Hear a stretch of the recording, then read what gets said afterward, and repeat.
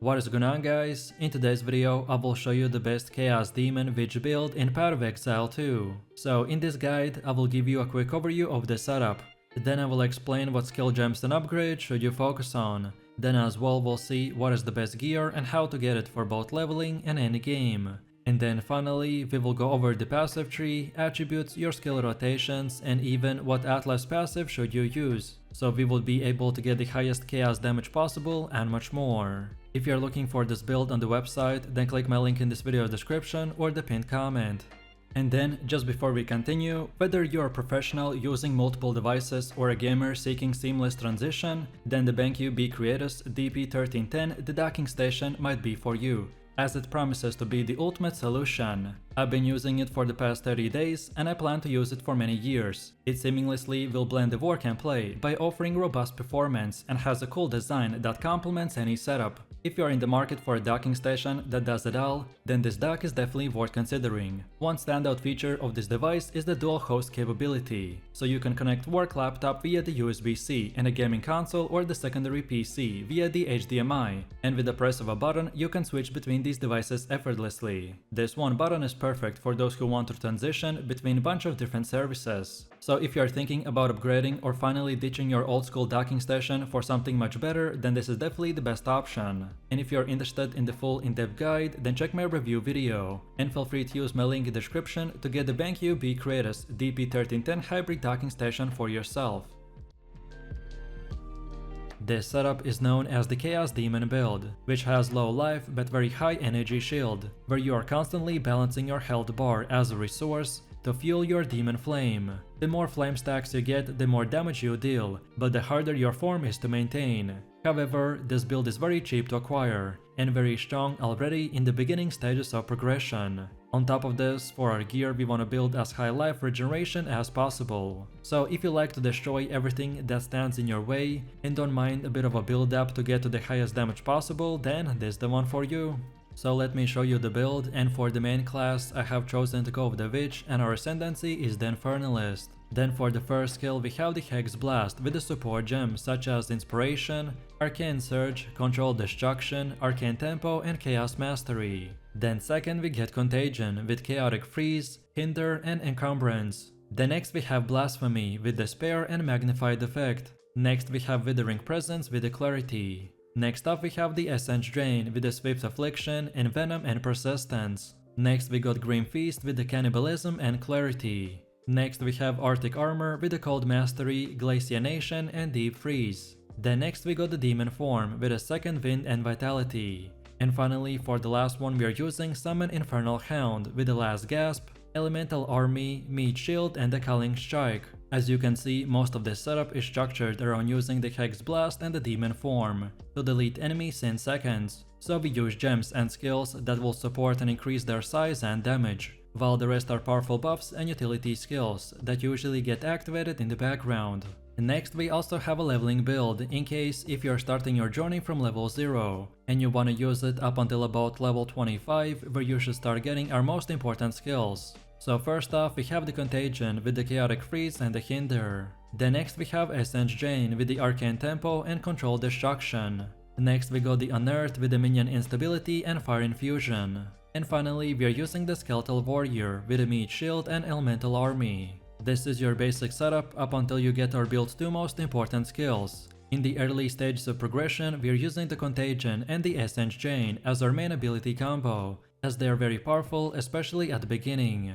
Next up we have our passive tree, and if you are interested in a full in-depth guide on how it works, then check out my beginner guide. So let's take a look at our setup, and our main objective is to look for energy shield and a mana regeneration. Then also we'll get some cast speed, AoV effect, utility in the form of the anti-stun and the anti-freeze, and finally we also need Javel sockets. So first off we start at this energy shield node, and then get all of these. So Open Mind, Pure Energy, Practice Signs, Dampening Shield and a Mana Blessing. Then second of all we want to move to the right and then get all of these. So the circle plus the zone of the control and the aestheticism. Then now we want to circle back, and then from here just keep on going until you get to the Arcane Blossom.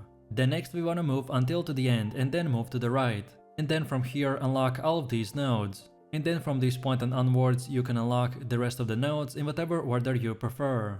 Also, keep in mind that all of these nodes that we got are very useful, but the ones I mentioned have the top priority, as they're the most important ones to acquire early on in the game, to make our build functional, and then in the late game to make it even more powerful. Also, as far as attributes go, you just simply want to fulfill your attribute requirements for gear and skill gems, and then after that spend the rest of your leftover attributes into more intelligence.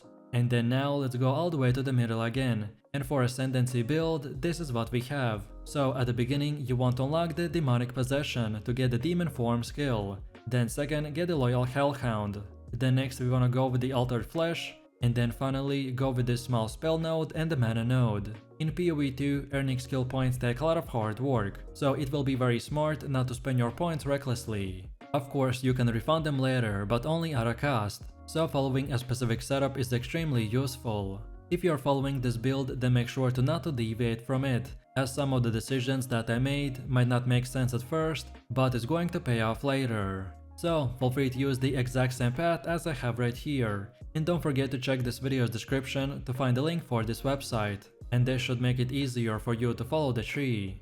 Next up we have our Atlas passives. So when we start we wanna first of all go to the left side and then get all of these nodes, and then keep going until you get to this keystone called Deadly Evolution, and then from this point and onwards you can unlock the rest of the nodes in whatever order you want. But then on top of this we have even more passives. Which order in which you unlock them doesn't really matter, so again it's up to you. And this is how it should look like for the ritual. Then next we have Delirium, then third we have the bosses, and then on top of that we have the pinnacle bosses. Then next we also have our expedition setup, and then finally our breach setup.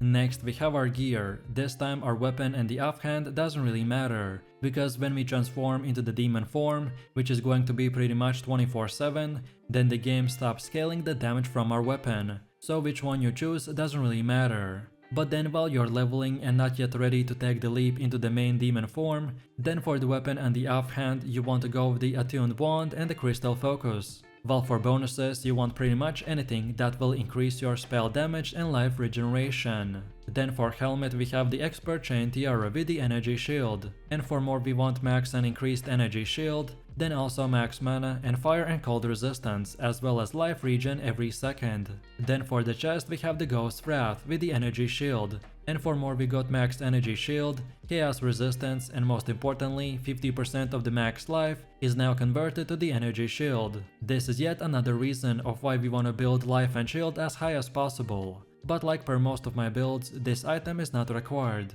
and you can go with similar chest pieces as well, but if you're looking for the best in slot, then this is the one for you. Then for the belt we have the utility belt with 20% flask recovery, and for bonus stats we got max mana, cold and lightning resistance, as well as life regeneration per second.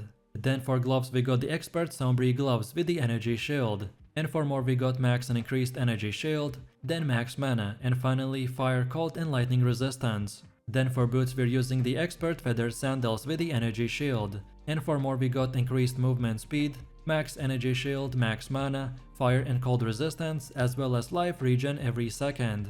Then for the first ring we got the Minx Heart. Again this is not required, but for bonuses we got chaos resistance, reduced max life, but now we gain from 30 to 40% more damage as extra chaos damage, as we have built insane amount of life regen and energy shield, so we can easily sacrifice this and trade a bit of defense for insane amount of damage. While then for the second one we have the ruby ring with the fire resistance, and for more we want max energy shield, life regen every second, and fire and cold resistance. And then finally for the amulet we got the gold amulet with increased rarity to items. And then for more we need max energy shield, max mana, more to spirit, levels of all spell skills, more percentage to all elemental resistances, and life regeneration per second. No matter which gear you choose, just at least try to get 75% resistance cap on all 4 elements. This is a starter setup, which would be more of an example of what stats and prefixes to look for.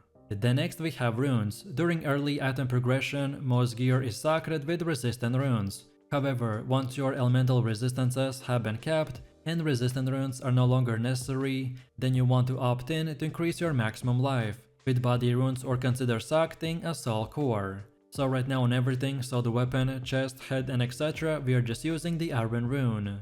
And as far as getting this gear goes, by far the best way to get better gear in the campaign is to check the vendor in the town each time you level up, as vendors can change their offerings based on your level, so this is the best way to find upgrades. And then after level 65, you just wanna keep continuing repeating your maps until tier 16. And again, for more in-depth tutorial, check out my gearing guide video. Then on top of this, we need quickly look into the charms. Charms are incredibly useful, as by having the right one equipped at the right time can save you from dying.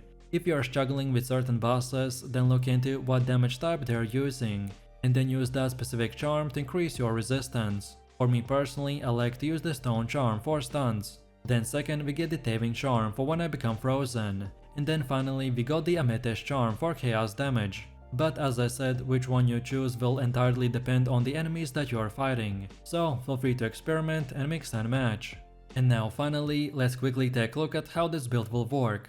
And as you can see from the gameplay, this is one of the easiest and simplest builds in the game. So our main rotation is just to spam the Contagion and a Hex Blast for easy to kill monsters, which are most of our targets. But then specifically for bosses, you then want to use the Contagion, then afterwards the Essence Drain, and then finish it off with the Hex Blast. This will give you a great buff and insane amount of chaos damage for single targets. And finally, if you're low geared and run into a mana problem, especially against bosses, then try to get one Javel with the mana on kill or mana on kill from the offhand. Also, this might sound obvious, especially at the beginning, when you may not have unlocked the mana on kill, but if you run out of mana, then just simply cast less skills and wait. You will be doing very high damage anyways, so casting few less skills won't really impact the gameplay that much, but it may reduce your mana consumption, especially if you're under-geared or under-leveled.